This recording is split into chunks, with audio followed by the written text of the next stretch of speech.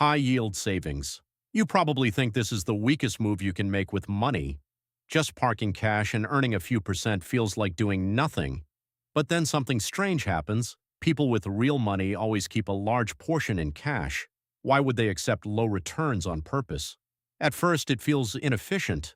Markets move, opportunities exist, and you're just sitting still.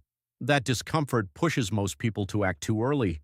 They want movement, they want progress, they want to feel in control. And that's exactly where mistakes begin, because they confuse activity with strategy. Here's the shift. High-yield savings is not about growth, it's about control and timing. When markets drop, you don't panic, you deploy. When opportunities appear, you don't hesitate, you act. This is liquidity as leverage. High-yield savings works because it removes pressure from every other decision you make.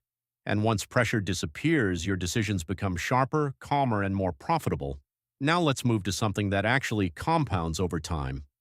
Index funds. Most people believe investing is about being right, picking the right company, timing the perfect entry, beating everyone else.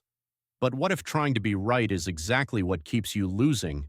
At first, index funds feel too simple. You buy the market and just wait. No action, no excitement, no feeling of control. And that's why people abandon it, because nothing dramatic happens early. But here's what's happening underneath. You're removing the biggest risk, your own behavior. No panic selling, no chasing trends, no emotional decisions. Markets move unpredictably in the short term, but over long periods they trend upward, and if you stay in, you capture that growth. That's where compounding starts accelerating. Index funds work because they eliminate mistakes, not because they require skill. Now let's move into something that actually sends money back to you consistently. Dividend stocks. Getting paid just for holding something sounds like a perfect system. So naturally, people chase the highest yields they can find. Bigger numbers, faster income, quicker results. But that's exactly where things start breaking. Because high yield often signals risk, not strength. At first, payouts look attractive. You see money coming in and it feels like progress. But behind the scenes, unstable companies often overpay to stay appealing. And eventually, something fails.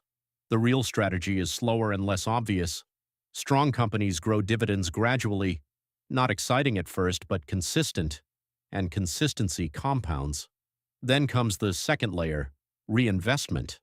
When you reinvest dividends, you're not just earning income, you're increasing your future income base. That's where acceleration happens. Dividend stocks work when you focus on income growth, not payout size. Now let's move into something tangible. Rental real estate. Owning property sounds simple. Buy a place, rent it out, collect money. But if it's that easy, why do some people struggle or even lose money? Because real estate is not about ownership, it's about execution. At first it looks straightforward, then reality hits. Bad tenants, repairs, vacancies, financing pressure, and suddenly it doesn't feel passive at all. That's where most people stop. But here's where things change. When you treat real estate like a system, everything shifts. You optimize location, structure deals properly, reduce risk, and build processes. And then something interesting happens. The effort decreases, but the income continues, and at the same time, your asset grows while someone else is paying it down. Rental real estate works because it combines leverage, income, and appreciation into one system.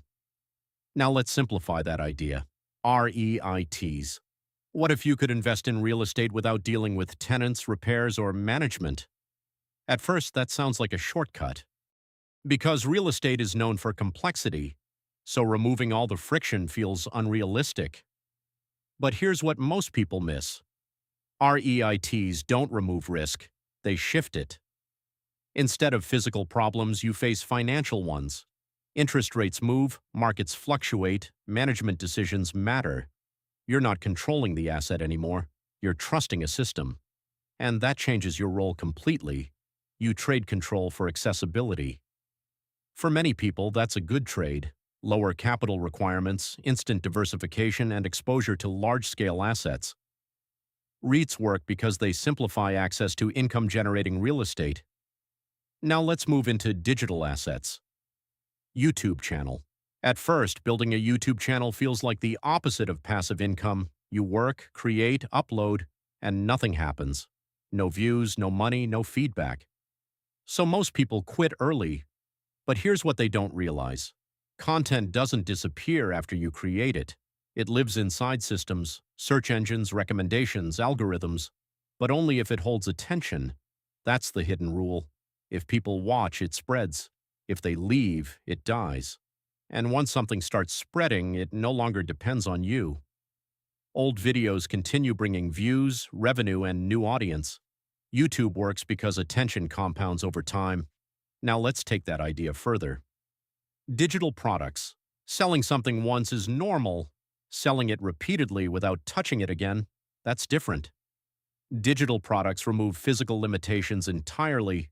No inventory, no logistics, no cost per unit.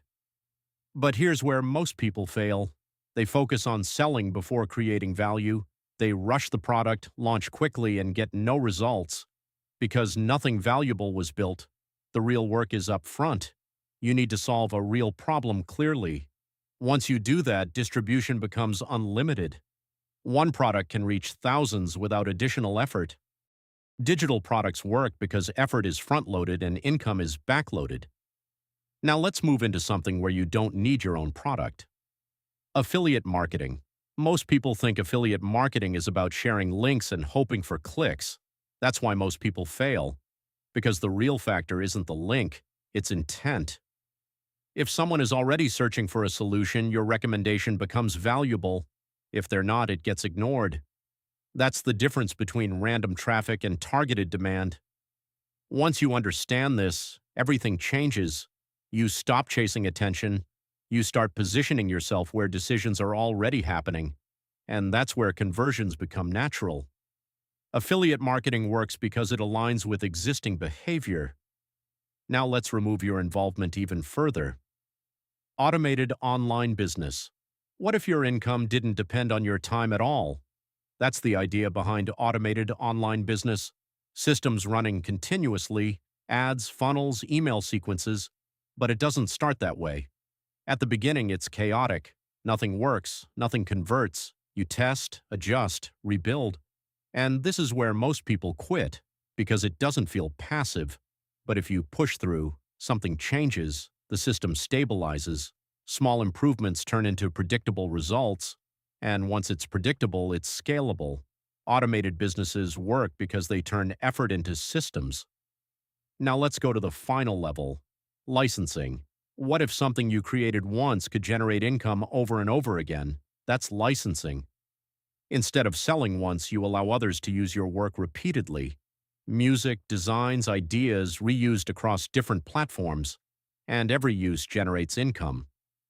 At first, this feels abstract, because we're used to trading time for money. But licensing flips that model.